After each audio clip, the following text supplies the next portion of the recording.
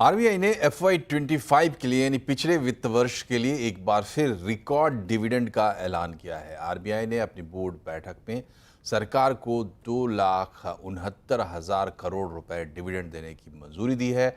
Dividend की ये रकम FY24 के मुकाबले यानी उससे पहले साल के मुकाबले 27% ज़्यादा है। इसके अलावा आरबीआई ने कंटिंजेंट रिस्क बफर CRB को बढ़ाकर 7.5% करने का फैसला भी किया है।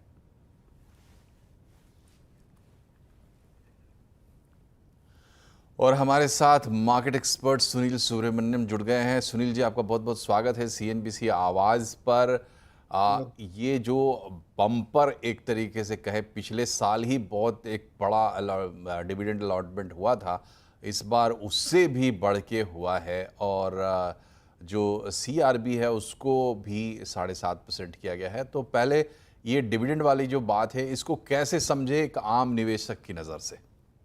पहली बात है कि गवर्नमेंट ने जो फिस्कल डेफिसिट का ऐलान किया है इस साल में, उसमें मीट करने में ये बहुत काम आएगा। क्योंकि याद रखिए कि इंडो पाक की जो अभी झमेला हुई, उसके बाद गवर्नमेंट ने 40,000 करोड़ का डिफेंस इक्विपमेंट का ऑर्डर पेश प्रेजेंट किया है डोमेस्टिक मैन्युफैक्चरिंग कंपनी से। तो नेचुरली ये अनबजटेड था, तो 40,000 करोड़ खर्चा ज्यादा बढ़ रहा है। अब पिछले साल के मुताबिक इन्होंने 60,000 करोड़ ज्यादा इनकम गवर्नमेंट को दिया है। तो समझिए कि पूरा का वॉर का जो इम्पैक्ट था उसको कवर कर लिया।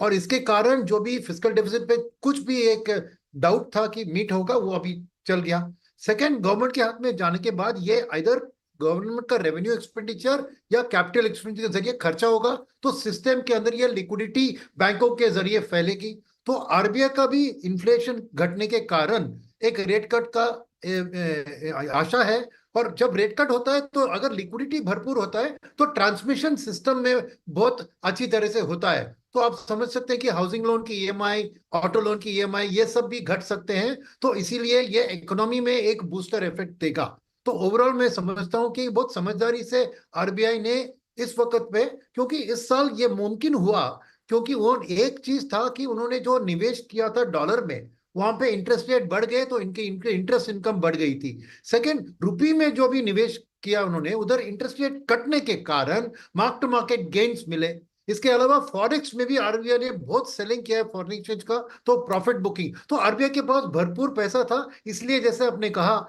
कंटिजेंसी बफर को भी उन्होंने बढ़ा दिया, ताकि कुछ भी एक बैंकर ऑफ लास्ट रिसोर्ट होता है आरबीआई, तो कुछ भी कंटिजेंसी आए तो उसके लिए भी उन्होंने पैसा हाथ में रखा है। तो बहुत समझदारी से और बहुत फायदेमंद होगा ये गवर्नमेंट को अपनी फिजिकल बैलेंस मेंटेन करने में और इकोनॉमी को एक लिक्विडिटी से बूस्ट मिलने में। सुनील जी, मेरा दूसरा सवाल जो है वो है मार्केट से जुड़ा हुआ। ये जो पैसा है ये कहाँ खर्च होगा, इसका थोड़ा बहुत हिसाब आपने बताया, लेकिन मार्केट इसको कैसे लेगा और इसका असर कहाँ कहाँ दिखेगा, कैसे दिखेगा, क्या लॉजिक होगा उसके पीछे? तो फर्स्ट लॉजिक ये है कि मार्केट में एफआईएस जो शामिल होते हैं, उनको इंडिया का फिजिकल डेफिसिट का टारगेट मीट करना जरूरी होता है, क्योंकि इंडिया की रिस्क उसमें से बढ़ती है। तो अगर इसके कारण वो रिस्क कभी घट गई तो एफआईएस का निवेश के लिए ये पॉजिटिव है। दूसरी तरफ डोमेस्टिक की तरफ देखें तो अब आरबीआई का रेट कट और भी बहुत मूल्य होता है, क्योंकि अगर रेट कट इस माहौल में हुआ तो ट्रांसमिशन उसका आसानी से सिस्टम के अंदर देख सकते हैं। तो इक्विटी मार्केट के लिए ये अच्छी खबर है, क्योंकि अल्टीमेटली कंजम्पशन लोन ग्रोथ एक दब गई थी, क्योंकि अर्बन कंजम्पशन पिछले 2-3 क्वार्टर से चल नहीं रहा था। रूरल की तो अच्छी बात थी। अब इसके कारण गवर्नमेंट ने 1 लाख करोड़ बजट में भी टैक्स का गिव अवे किया। वो और ये घटते हुए ईएमआई साथ लेकर एक इंटरेस्ट रेट सेंसिटिव सेक्टर जैसे रियल एस्टेट, ऑटो और कंज्यूमर ड्यूरेबल्स, इनमें एक डिमांड ग्रोथ की बढ़त देख सकते हैं। तो नेचुरली स्टॉक मार्केट में इन सेक्टर्स का आउटलुक भी अभी पॉजिटिव बन गया है।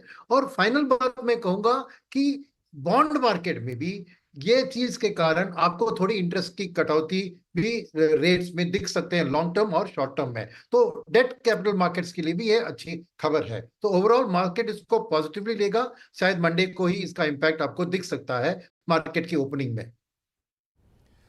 तो ओपनिंग में इम्पैक्ट दिख सकता है। क्या दिखेगा, किधर दिखेगा इम्पैक्ट? और जो ओवरऑल मार्केट की जो अभी तस्वीर है, जो हम देखते हैं मार्केट के क्या रिस्क फैक्टर्स मार्केट के लिए क्या पॉजिटिव, उसमें क्या, उस सिनेरियो में क्या चेंजेस आएगा? पहली बात है कि ये मोरलेस एक एक्सपेक्टेशन था, तो उतना सरप्राइज एलिमेंट नहीं मैं कहूंगा, क्योंकि कुछ दिनों से ही खबर फैल रही थी कि आरबीआई के पास पैसा है और डिविडेंड देने के लिए कोशिश। तो अगर ये ना होता तो एक नेगेटिव बनता, वो नहीं हुआ, वो एक रिलीफ आप समझ सकते हैं मार्केट के लिए। सेकंड, जैसे मैंने कहा, अल्टीमेटली इक्विटी मार्केट्स को रेट कट्स बहुत पसंद है, क्योंकि इक्विटी का रिस्क प्रीमियम घटता है इसके कारण। अगर रेट्स बढ़ते हैं तो डेट मार्केट में थोड़ा पैसा शिफ्ट हो सकता है, ये रिस्क होता है। और सेकंड, इक्विटी का भी एक डिस्काउंटिंग रेट बढ़ता है, तो इसलिए रिस्क प्रीमियम बढ़ता है। अब जैसे ही इंटरेस्ट रेट कट और लिक्विडिटी की साथ में आने की एक खबर है, तो इसके कारण इक्विटी का रिस्क प्रीमियम यानी वैल्यूएशंस के ऊपर भी एक कंफर्ट मिलना शुरू होगा। और सेक्टर की बात करें तो मैंने कहा कि इंटरेस्ट रेट सेंसिटिव सेक्टर, तो उसमें होता है बैंकिंग। ऑब्वियसली बैंकिंग के लिए बेनिफिट होगा, क्योंकि बैंक्स गवर्नमेंट सिक्योरिटीज में कुछ 20-30% निवेश करते हैं, तो उसमें मार्क टू मार्केट गेन्स का प्रॉफिट उनको मिलेगा।